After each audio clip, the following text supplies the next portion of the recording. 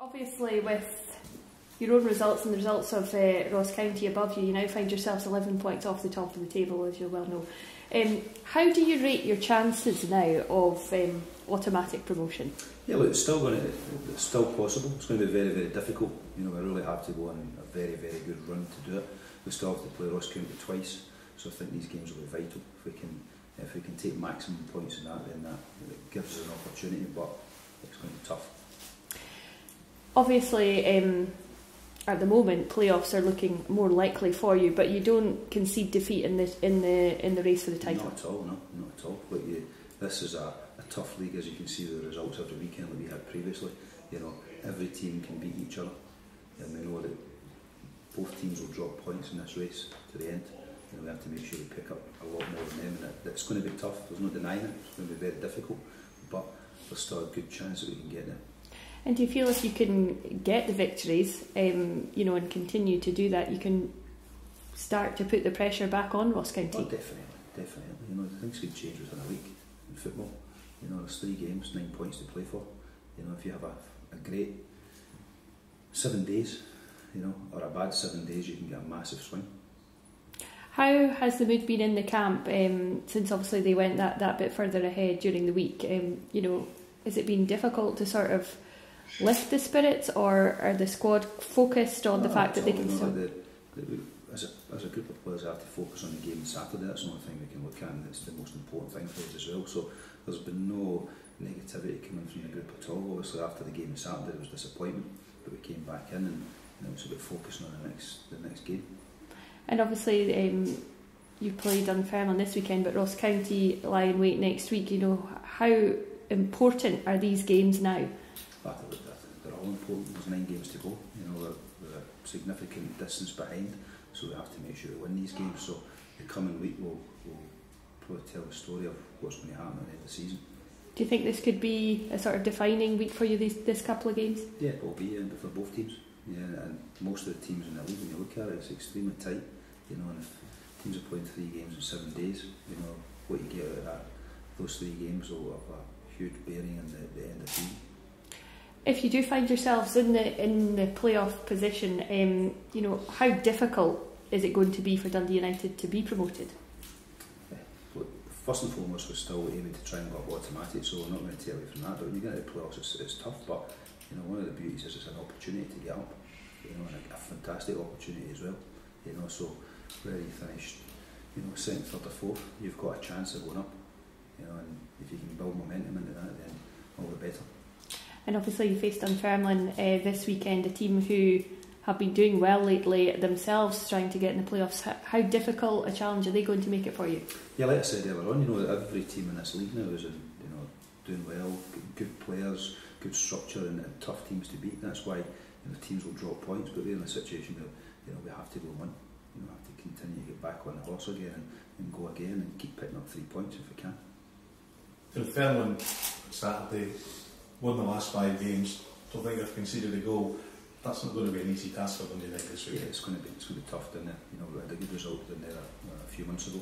You know, it's at home as well. We had a good result against them, so we're confident of going down and getting the 3 points. It's going to be tough, like all the games are, but we have to be positive, don't we? Really, it's vital, you know, that you do pick up these 3 points. Yeah, there's no denying it. You know, the next week will have a huge bearing on where we end up at the end of the season.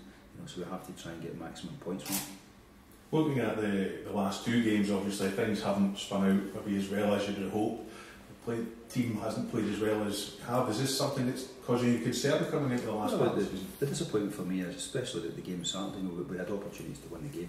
You know, we had 2 or 3. We went 1-1. We had 2 or 3, 2 definite opportunities where we really need to score, but we didn't take it, and we ended up going down the counter attack. So, you know, we are creating these chances, we're just not taking them. You know, that's the frustrating thing. But you know, we have to keep the positivity. We're creating them.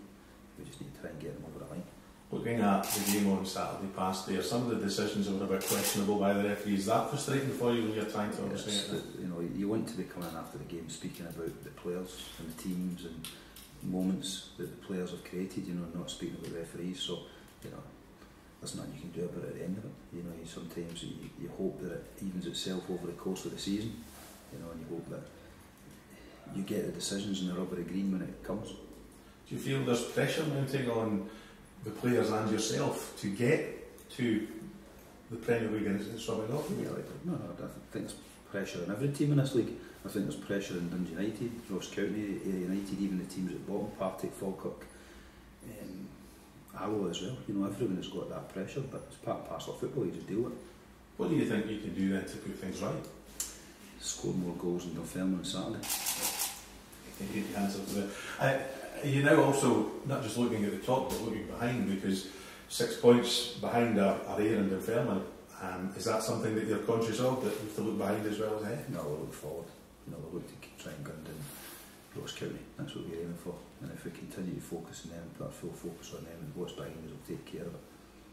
Osman So's had a pretty tough time recently with injuries, and again happened again on Saturday. How frustrating is that for you? Yeah, it's difficult for Osman as well, and for us all, you know, because we can see the quality it brings to the team. We see it in training, we see it in the 20 minutes we got at Partick as well, and the frustration is that we just can't seem to get him up to full match speed, you know, but we just have to take our time. And ultimately he's here for 18 months. He's a very, very good player. You can see that in the moments he's had in the game. We just need to take our time. And the team news for Saturday against the Dunfermline? Everything else is good. Obviously we get Peter back, which is a big bonus for us, and everyone's fine. There's been a few changes in the backroom staff in recent weeks. Do you think that could be unsettling at all for the players that are here at the moment?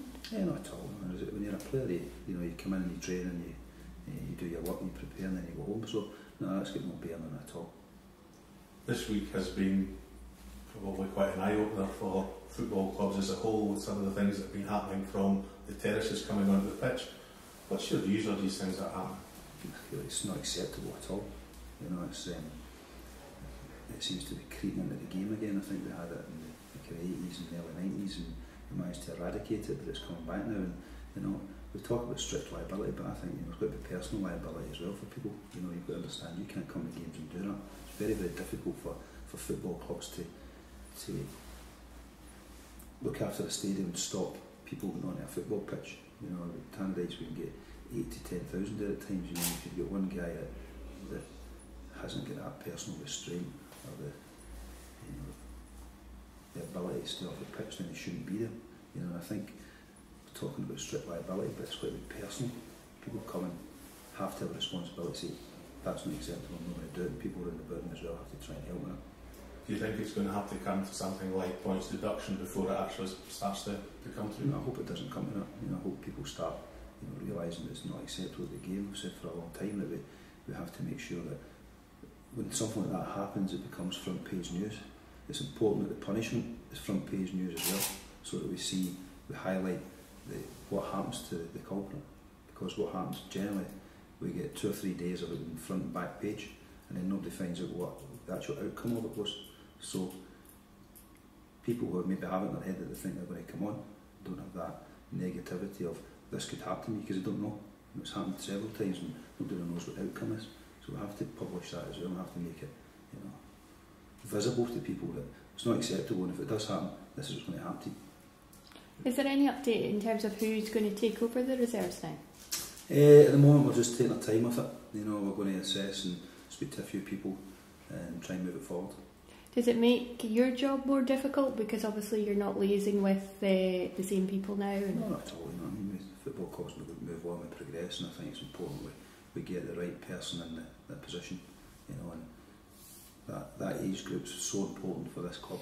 You know, we're investing heavily in the academy, and we want to make sure we have the right people in that position, so that when they come into the full-time environment, within 3-6 months they're ready for the first team, because that's the way the club's going to move forward. We'll have our key players, senior players and about to help them. We're going to try and push that young group forward. One last question about playing surfaces. No more plastic to the end of the season. Does that help Dundee United?